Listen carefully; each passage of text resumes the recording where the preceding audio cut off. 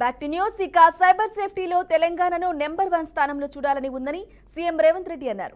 హైదరాబాద్లోని హెచ్ఐసిసిలో cyber security కాంక్లేవ్ను Revanth Reddy ప్రారంభించారు.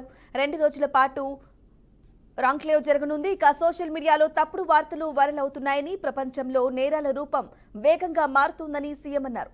Cyber security కోసం 24 గంటల పాటు హెల్ప్ లైన్ నెంబర్లు ఏర్పాటు చేశామని, పోలీసులు కూడా మరింత అవగాహన కల్పించాలని రేవంత్ రెడ్డి ఆదేశించారు.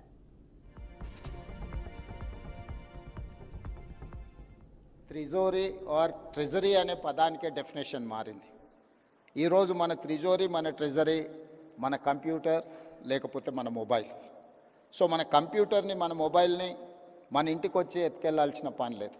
వాళ్ళు ఎక్కడున్నా కూడా they can enter in to your computer or otherwise your mobile. మీ త్రిజోరీలో, మీ ట్రెజరీలో ఉన్న ఎలాంటి ఖజానానైనా దొంగతనం చేయడానికి నవడేస్ సైబర్ క్రైమ్ అనేది ఈ నేరాల రూపు మారింది.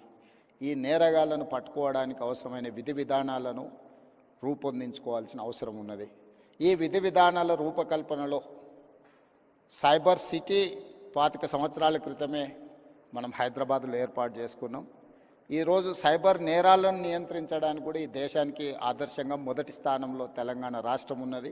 మా పోలీసు అధికారులు ప్రత్యేకమైన నిరంతర కృషి చేయడంతో ఈరోజు దేశంలోనే సైబర్ క్రైమ్ను నిరోధించడంలో తెలంగాణ రాష్ట్ర పోలీసు విభాగం ముందు భాగాన నిలబడ్డది. ఇది మేము చెప్పడం కాదు, కేంద్ర ప్రభుత్వమే గుర్తించి మా అధికారులను